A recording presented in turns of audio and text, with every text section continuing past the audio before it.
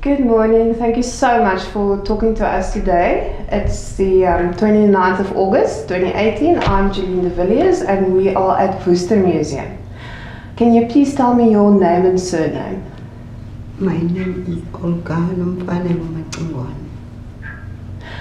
Where were you born? Actually, I was born in Free State. And when was that? It was 1959 in Springfontein. Now, when did you come to Worcester? I came in Worcester in 1982 after I was married, and then we came here for our honeymoon with my husband. Where was your husband from? It's also from the Eastern Cape. So why did you choose to come to Worcester? Because at that time my husband was living here, but he was just going to Sierras, and then he chose to be here in Worcester, but most of the time he was also in Sierras. What kind of work was he doing? Actually, he was working for himself because at the end he was doing farming. Did he work for farmers, or what did he do? No, just growing them goats, sheep, cattle, pigs, chickens, and so on. So he worked for himself. Now, how was he able to do that? Where was the place that he could farm? On the same place we are staying here in Jonathan. We are staying in the shops here before we built the house. Okay. And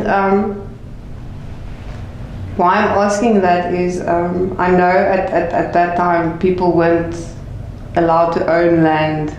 They couldn't, it wasn't like that anymore. So, yeah, but it was after 1994 because roughly it was 1998 when we were busy with the farm. Around about 98. so other people that were living there, what kind of jobs did they do? And now they are doing the farms because they are working on the season farms here around Worcester. So were people mostly working on farms? The others are making domestic workers, like myself. I was a domestic worker. And tell me, what was it like where you were living at that time? Oh, it was very difficult, but it was better because after 2003, when my husband was died, it was very difficult. But at that time, it was better because there's someone supporting me and also my children also. And the people that were living in Zwelathemba, where did they come from? Yeah, the others, they came from Ngcobo, Umtata, like us, we are coming from Stakespruit. So we meet here. So they are living here in Zwelathemba. Do you know of any of them that worked in the factories, like Langeberg and places like that? Yeah, about Langeberg and here in Worcester, but they are closed and then they go to Ashton and St. Robertson, something like that, but I'm not sure about those things because I didn't work there. And how many children did you have? I'm having 3 children, 2 boys and a girl. And where did they go to school? Here in Worcester, where I was also at Worcester High School myself. Now tell me, that was a difficult time. There was a lot of political resistance against apartheid. Can you tell me something about that? Oh, it was very difficult, but from 84, 85, it was very difficult in Worcester because I was here and the struggle was too high. In those 80s, 85, 86. What was happening? Can you tell me? Oh, just petrol bombs. Oh, it was like shootings of the people. Oh, it's a lot. It's a lot. It was very bad. And your children, were they involved? Yeah, they were involved because they're still young because my first was born in 1983 and then the second born was 85. at that time of the struggle, and also 86. Did you know anybody that was involved? In 85. Yeah, the guy was not far away. It's a guy from church, or the ZCC. Yeah, he was very short and was dead, shot from church. Thereafter, it was a bad thing. I heard there was something where the women of Zwelathemba told the police to leave. Do you know about that? Yeah, 85, 86, we were struggling. And we were fighting with the stones here. There's a lot of stones in Zwelathemba. We fight with the police with the stones. And then they gunshot, and we fight with the stones here in Zwelathemba. And if they say the stay away, just stay away. If you are inside, and then we are not going outside. The outside people are not getting inside. It was very, very bad. Very bad.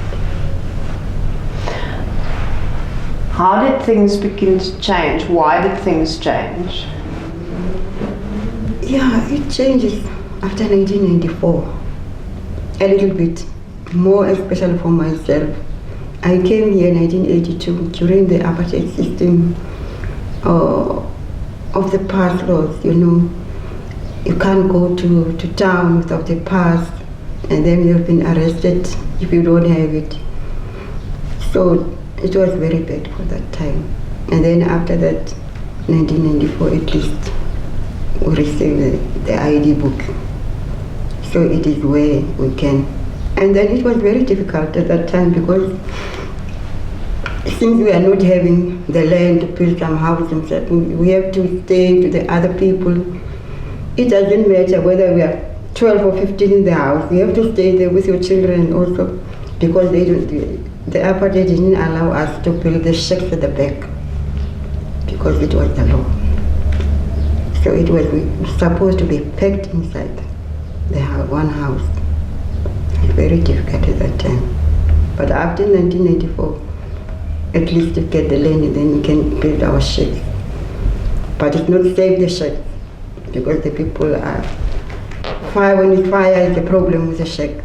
When it's windy, it's a problem. When it's raining, it's a problem. I was going to ask you, how has it changed since? And you've told me now. So many people are still living in shacks. Mm. Yeah, they still live in the shacks, but at least there are those who are lucky. We are having the RDP houses. But we cannot have all of us at the same time. We have to wait. But according to the pressure, so the people, they can't wait. We have to wait. Like my son, we can't wait for the RDP houses, because I decided for myself to say, no, I was living in a shack. So I must come out of the shack and go to the house. So we built our own house. Are there other people that are doing that?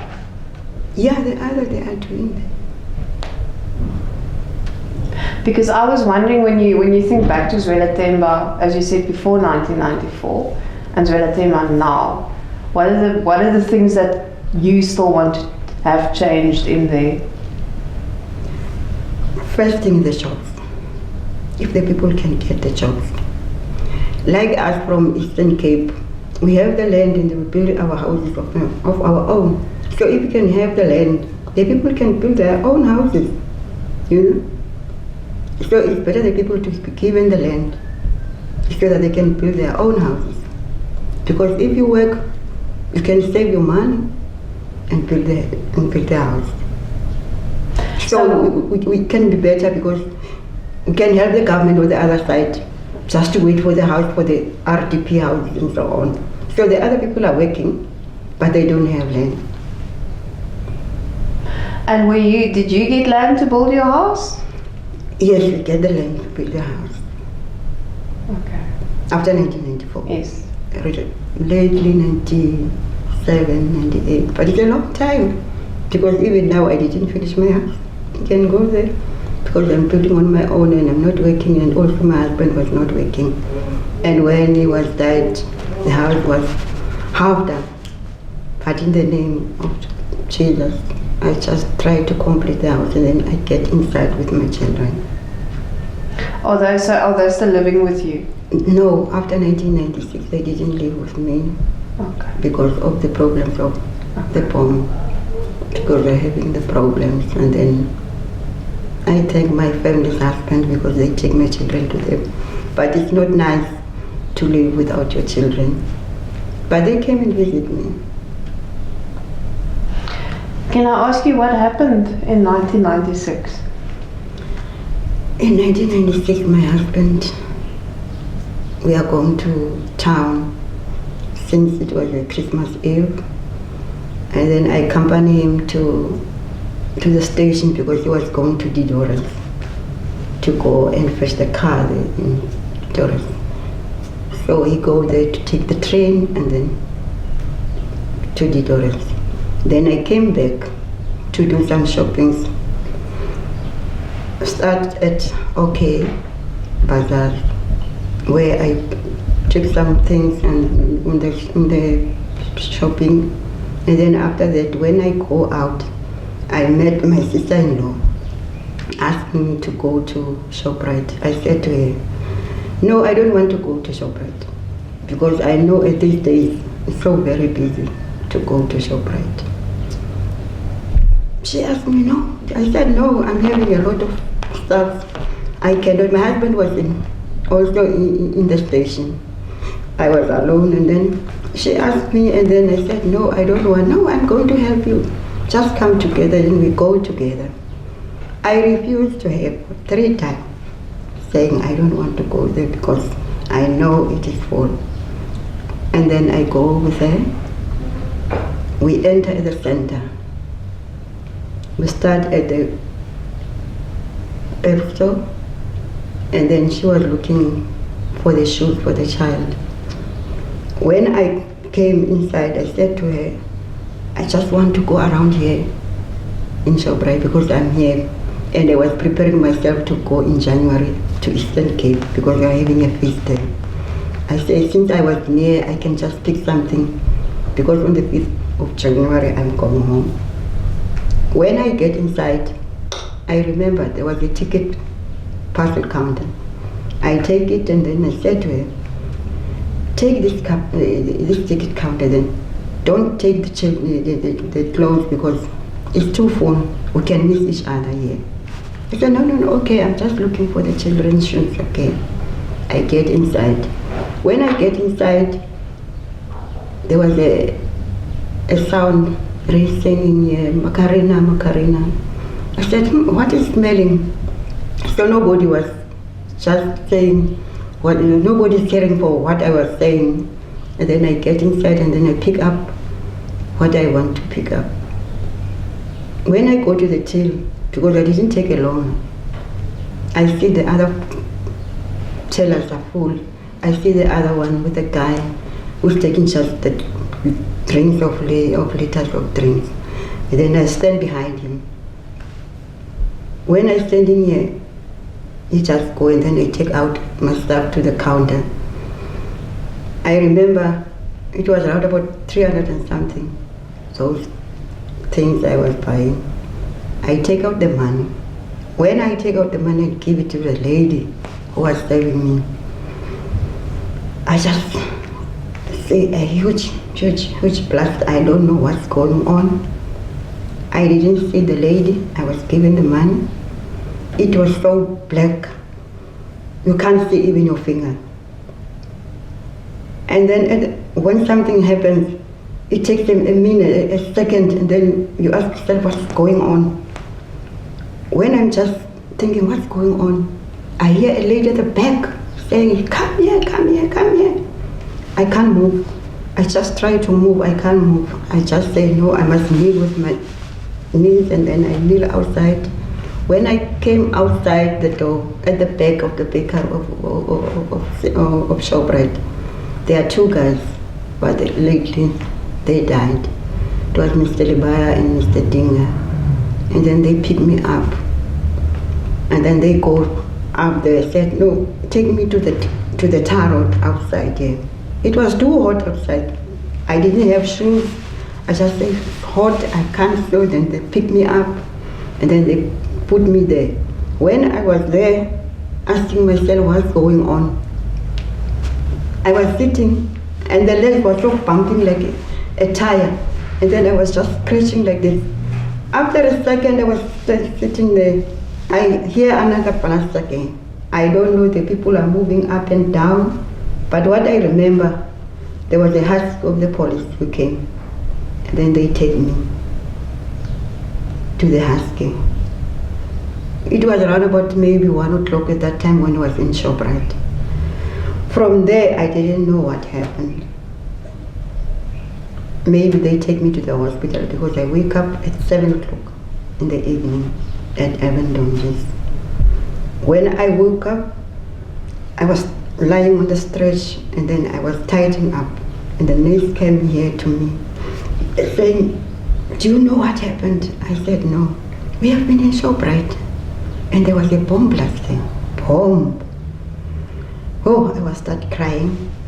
All my legs were bandaged. And I didn't remember that I can walk. Maybe I was torn, whatever, or something like that, I don't know.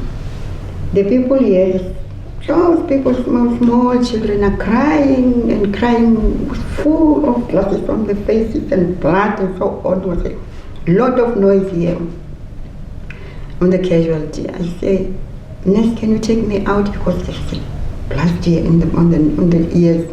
It takes me about 3 months, that noise on my ears. She just take me outside on the other ward. Few minutes I was there. They came, Sibeko, it was a mayor, the lady, came here and said, Olga, are you here? I said, yes. She was visiting all the people who were injured in the bomb. And then around about to 8, there are people from the firefighters where I was just making, sometimes I was volunteering myself, and then they came asking me, can I go home and so on. I said, oh, no, I'm just waiting for the doctor. But they said, we are injured, why are you going? I said, no, I can't. Without my children, I can't because it's the 24th and my husband didn't know where am I now. Really, the doctor came in and then asked me to sleep. I said, doctor, I can't.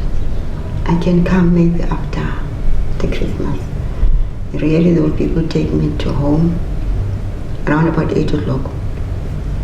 All this time, my sister-in-law is going, she was there inside when she told me. I was there inside Shoprite.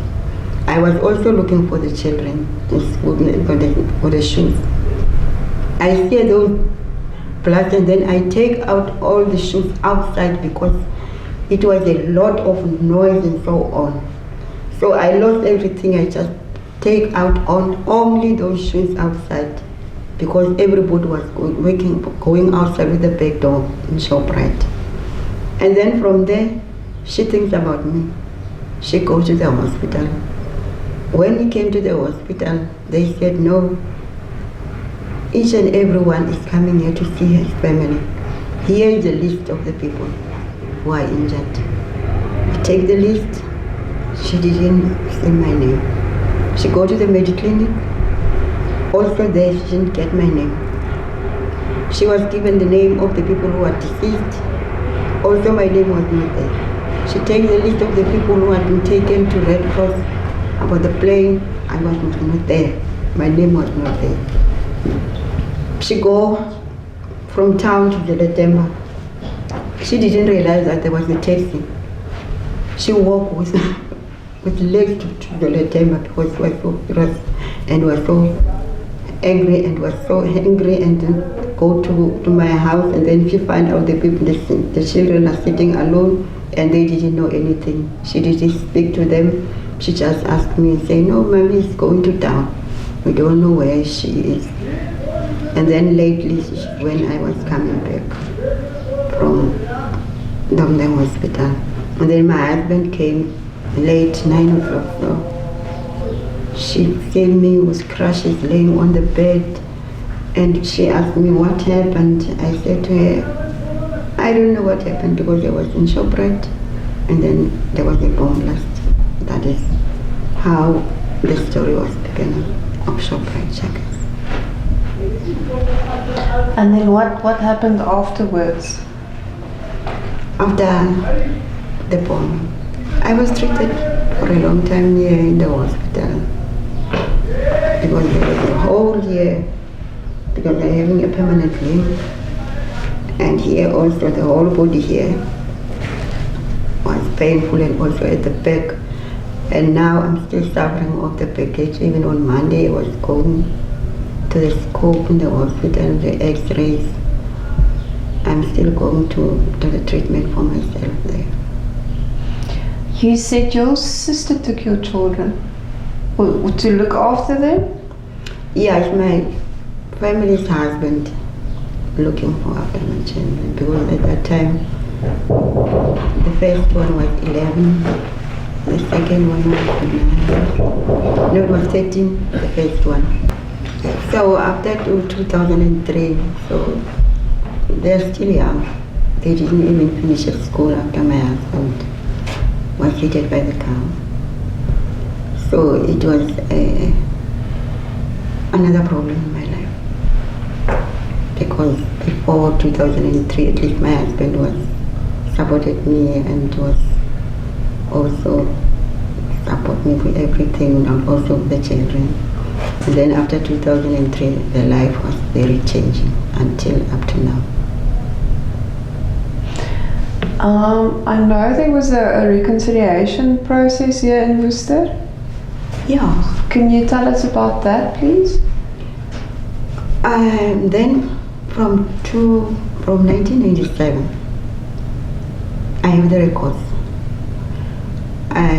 At that time, Balagambete was a human rights commissioner. I started writing the letters, asking my rights. Where are my rights start from, and where it ends up? When I was just his dead, and there is nothing can be done for us as victims. At that time, I just asking for myself. You can see the record there. And then after a long time, I didn't receive actually, but I didn't sit down asking for the help. What can I do? Because since 96, I didn't go back to work anymore. Well of it, and also the hospital was bothering me. When I tried to go to the SASA, they say I'm still young, can't get the SASA money. When I go to save it, then they take my CV. I'm old. Now, where must I go? Where is the right door for me? Because I'm asking for my rights. So, as I said to you, nothing was given to me, and also for the victims. The case didn't even hear even a single day. Maybe I can make an example. If you hit somebody, we have to appear in court, and then the perpetrators can come, and also the victims can come. Nothing has been done. And at that time, South Africa was only 2 years in democracy. We didn't know nothing. Who did that? No, nothing. In 2009, it was almost 13 years. I didn't know my perpetrator. One day I was called on the education center in Zuletembo of Nobanzi in Namwe. I was going there, it was in the afternoon on Sunday. Somebody wants to see you here in education center. Then I just go there. I see a white car coming, 2 guys, and it was me and the other mama of the late Suti, who was also injured and was also working in ShopRite and also was a victim. And the other lady with his husband. And then those guys, it was Tony and Richard. They said to us, we are Tony and Richard and we came from Cape Town and we are here to just, who can tell us what happened in 1996. So Mama Busakwe refuses that. She said, no, I don't want to explain anything because my daughter, everything was taken. Everybody came here saying, we are going to give her help. They take all the medical of the doctor and everything, all the papers. They didn't come back, so I didn't give anything. I just kept quiet. I was sitting on the corner there. And the other lady said, I was working, she was working, I don't know where, but she said she can't give the information of the bomb blast because at that point, she said she was using 1.5 medical every month for herself. So no one is helping her. So she can't give anyone any information about this. And then they asked me, Auntie, what are you saying? I was thinking when they are talking, but I'm asking myself, I read the letters to the human rights. I go to the lawyers. I go everywhere. I didn't get the reply. I said, no, I have to talk about this. I said to those guys, no, I'm going to give you the information. Really? Oh, I'm going to? I said, yes, I'm going. It was 2009, November. After 13 years. And then they said to me, they will come on Tuesday to come and pick me. And then we can come here to ShopRite. And then I can show them what happened. Really, around about 9 o'clock, they came to 10, we are here. And then I showed them where I was here, and then they were televising. It is where I started to speak about the bomb of 1996. So the other victims, they refused to do that. I told myself, no, I'm going to speak about this. Really, on Sunday, they came on Tuesday, and then after 2 o'clock, they go to my house. And then they said to me, did you know us? Why are we here? I said, no, I don't know. They say we are here because of Stephen Skotsie. Stephen Skotsie wants the amnesty. I said to them, they want what? Amnesty. Who did that? The information, I would like to read the papers. The information of the people who bombed here. I just on the local paper. I read the local paper, that is all. Even the single day to go to the court or whatever, or to be called by the government or whatever, everything we don't know.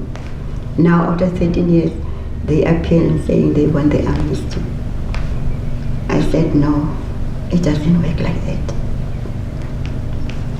Now, on Tuesday, the following week, which means on Wednesday, we are going to Joburg in Braamfontein.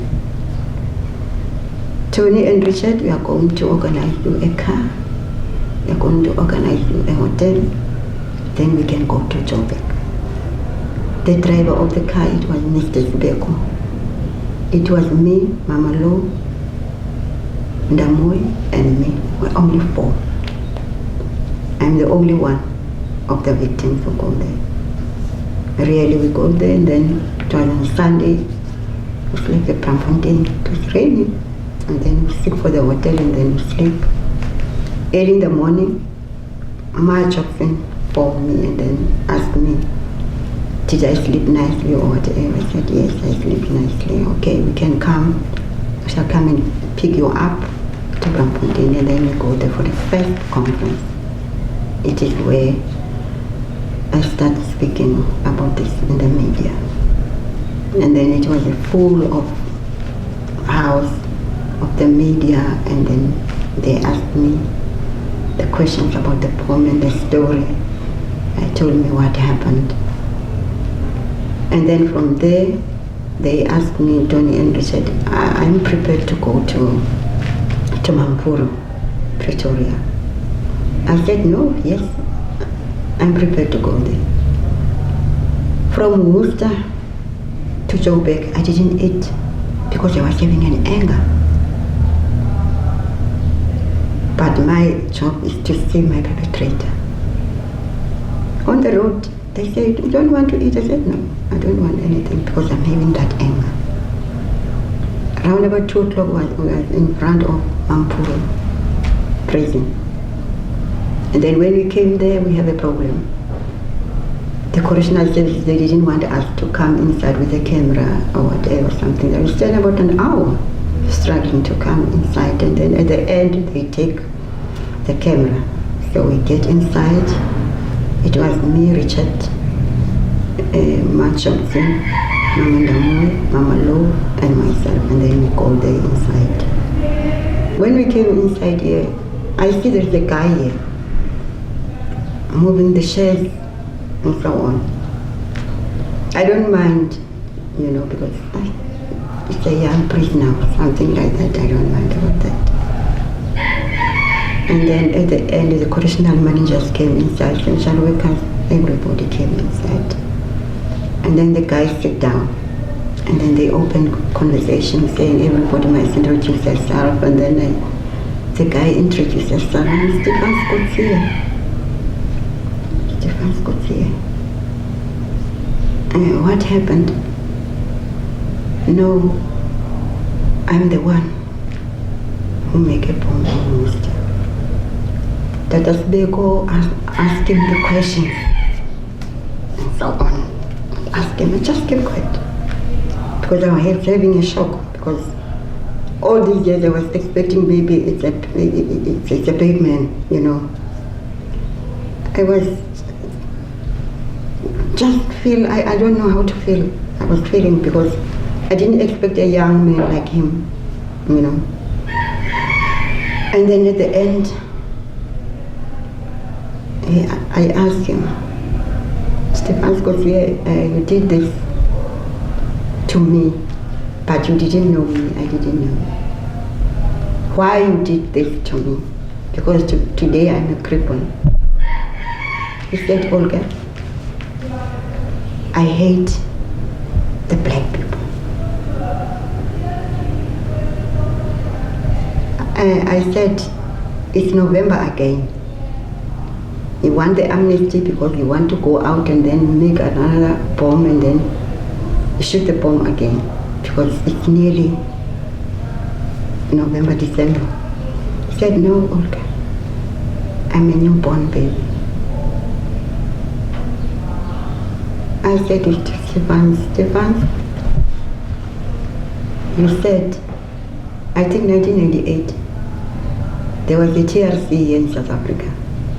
Why you didn't come to the TRC? He said, Olga, I didn't come to the TRC at that time because if I was there in the TRC, I was not ready and I was going to tell a lie because I was not ready at that time. I still have that anger of hating the black people. So that is why I didn't appear in the TRC. I said to Stefan, today, I met this woman sitting alone with my chair, without my children, not working, suffering, painful pains every day. I just come here to see who made this to me, because sometimes if I'm having a pain, I said, who made this to me? I didn't know who that. Today I see it's you. Now I want to know, what are you going to do if you go outside? Because today I'm not working, I'm doing what are you expecting to do for me? He said to me, Olga, I've got nothing. I was here in jail when I was 17 years old. I've got nothing. I was crying. And I said to him, Stefan,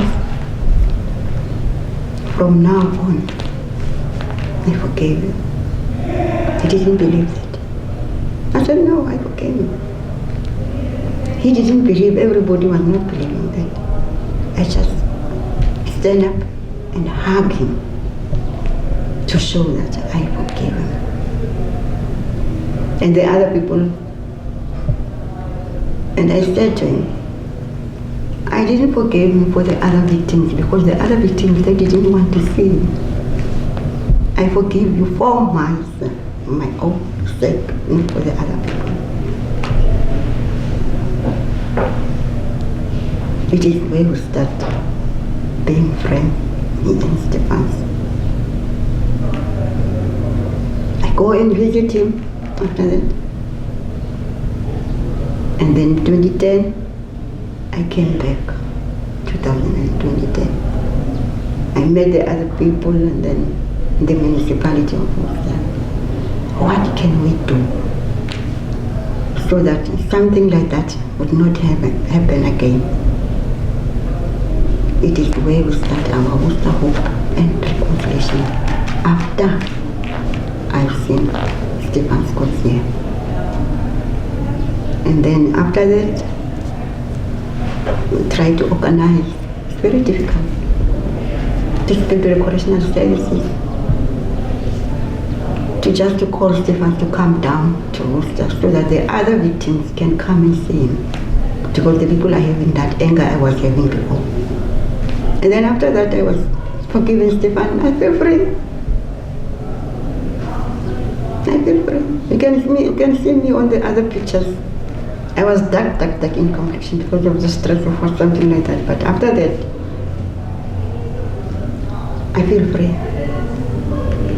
And the other people are asking me, like the media, why I said to Stefan from the first day, I forgave you, Stefan, because you are the child of God. I didn't see the perpetrator today. I see the child of God. And every day I'm praying, saying, Our Father in heaven, forgive and forgiven for them who are given for us. Why can't I forgive Stefan? Because God, every day I'm a sinner in front of him. But God forgave me. Why today I cannot judge? I said, no, Stefan, I can't judge you. I'm not your judgment. Your judgment is your God, not me. That is why he didn't believe that I forgave him. I said, no, I'm not your judgment. Your judgment is your God, not me. So we are friends because of reconciling to the other people. And then outside Mampuru, I asked the government to say, please, government, don't let the perpetrators outside without consulting the victim. So the government hear me from that. Say thank you for that. Because government sometimes decided for the victim, which is wrong. So the other people here in Worcester was very angry, and I tried to say to the government, let us bring Stefan in Worcester so that the other people can come and see him. That is why we plan a trip of a train, peace train, after that. And then we go down with the other victims. That is where the other people were the first time to see Stefan in Pretoria. And then the other forgave him. I think it was only one who didn't give, or two didn't give for Stefan. And then we came back again for the other victims who didn't go to the peace train, and Stefan was here in Plain Plus. He came here and made a speech in front of the people.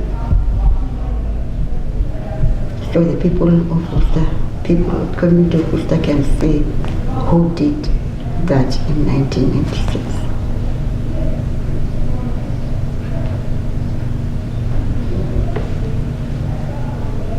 And when people asked him, when other people asked him, what did he say? Yeah, that clever boy, humble somebody.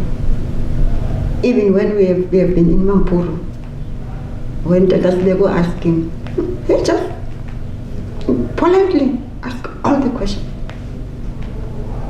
All the questions. In a humble way, in a clever way. And you see that he asked amnesty really. And the people say, how do I know that Stephan is asking amnesty really? I said, if we are a prayer, a praying with God, there is a connection between you and God. And God will send you to the heart of that people.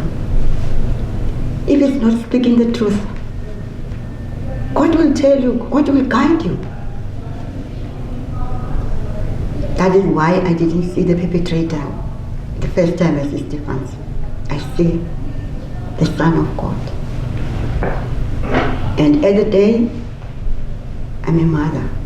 I was asking myself, if it was my son, what would happen? When I was in prison, I said, Stephan, I'm a mother. That is why I forgave it, because I'm here, I don't know what the children are doing outside. So if it's not you, it's my son, what would happen if I won't forgive? How do you feel? And do you, to this day, do you still keep in contact with him? I can show you. When he was in prison, I see a letter, receiving a letter. It's my birthday, so he's doing a card, birthday card. And then written, Olga and Jimmy, a poem, sending some poems. And I was going to visit him. I was very proud of that. I visited him. And when he asked for the parole, I'm part of it. Of the parole, so that the government can give him the parole. And I said to him, I stand with parole for you. It's up to you. You want to be inside, you want to be outside. What kind of it you want to behavior depending on you. So he was granted the parole. And then when he was outside, he was in Worcester. Actually, the year before last, he called me in Worcester. I was there. It was in Heritage Month, in September. It's my birthday month. He sent me a ticket, and then I fly, and then I go to Worcester. I was there. Come to the museum in Worcester.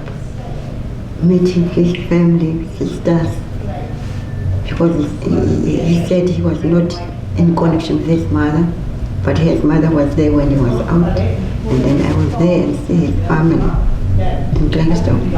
I see the work he was doing there. He was big with the project in the schools, with the gardening. I was busy outside in Glenstone.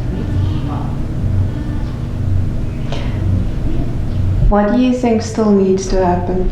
What hasn't happened yet? What would you still see to happen for this reconciliation process?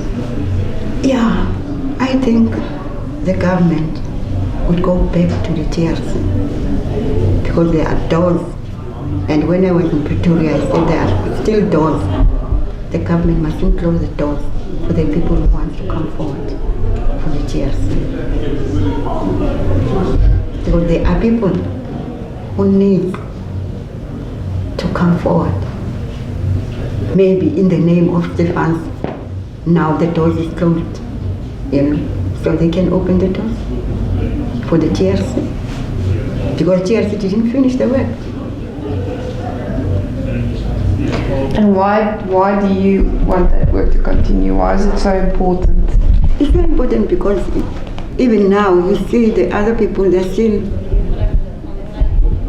asking the other people, you're somebody, on the social media, all those things, So it's that door which was closed. The people, they didn't change. So TRC maybe can change the other people. And why do you think stories like that needs to be told in museums? Of what? What we've been talking about now.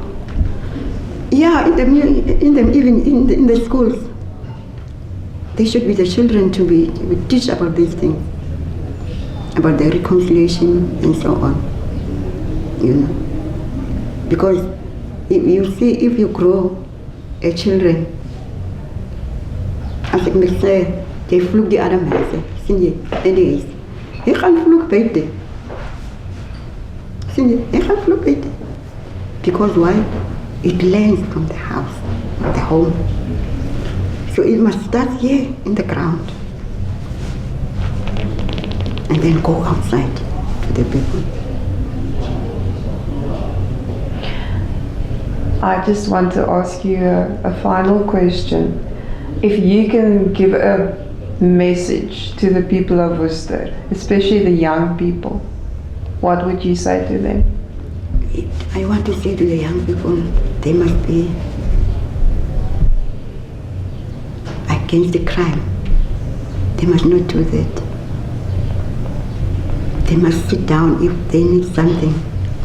They must not pick up the other people's things, stealing, raping, all those bad things, As we grew up, if you can see from 61 backwards, there is a respect. But from 62 downwards, the lack of respect. If you don't have respect, you're going nowhere. If you respect somebody, it's not that you undermine yourself. Respect somebody just for yourself,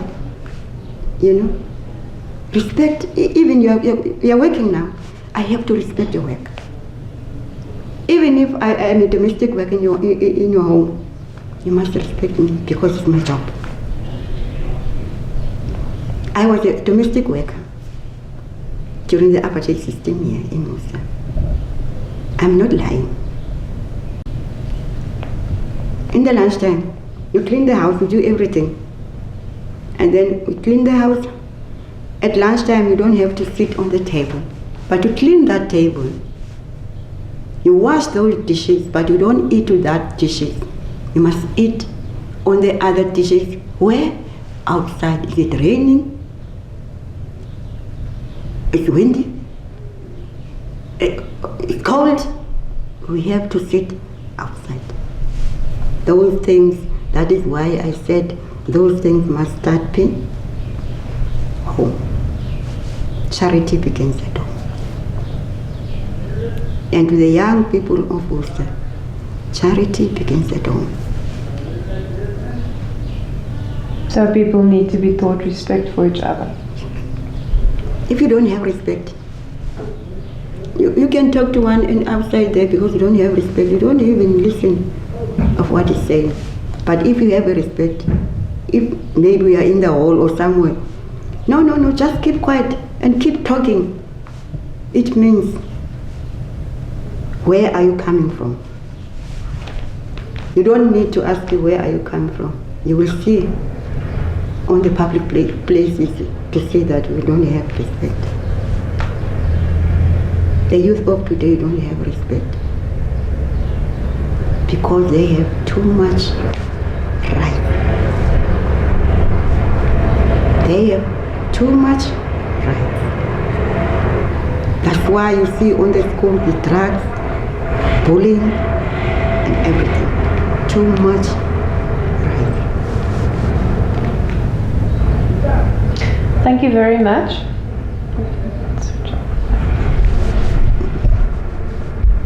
To the government, And it was 2015. We were here in Worcester, and then the government sent the messengers from government saying that we, as the victims of Worcester, government didn't have money. And I was asking the government that didn't have money, but they are doing Inkandla for 27, 47 million, something like that. But the victims of Worcester didn't given nothing, medical aid, nothing, support, something like that, or anything, nothing. We are struggling as victims of 1996 year in Worcester. Nothing from the government.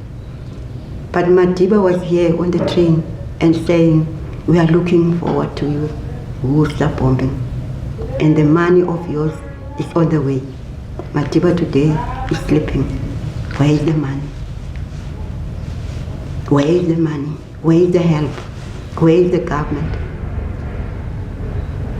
Today, government reply Marikana of yesterday. I was talking about this in 2015. I didn't say the people of Marikana cannot be helped. I said in 2015, they must be helped, but what about the victims of 1996? What about the struggle of the people of this country? What about the people of the exile of this country? Where is the government? And government must stop doing corruption. Government must come to the people, nearer to the people. The way I was sitting here in Violet Chamber, you can go and see. There is no tar road in my front of my, there is no lights in front of my house. I was building that house in 1994, 95. Even today, there is no tar road. How many years? How many governments changing? We need change in this country. Government, please, must listen to the people. They are going to the new elections. They must try to do something for the victims of 1996. The other guy here in these victims is eating on the drums, picking up outside. It's a pain. There is no mother, no father there. The children are alone. We are crying and we are appealing to the government. Government at least must do something for the jobs, for the people. If they can do the jobs, if I can be a government of this country, I cannot build the houses because I know everybody from us, like as I said, we are coming from Eastern Cape. I can give the people the job so that they can build their own houses. Why they can do here? Relying on the government. It doesn't work like that. Government must create the jobs for the people so that we can build our own houses, build our new future for the children of this country. That's why we are having crime, because the people are not working. And you must demolish all these nonsenses from the tenants. The waste of money and time of the tenants must give the people the jobs only. Because we have given millions of tenants and you give me 20 rand. For what good reason? Take that money we given for the one person, we can support and create a job for many people.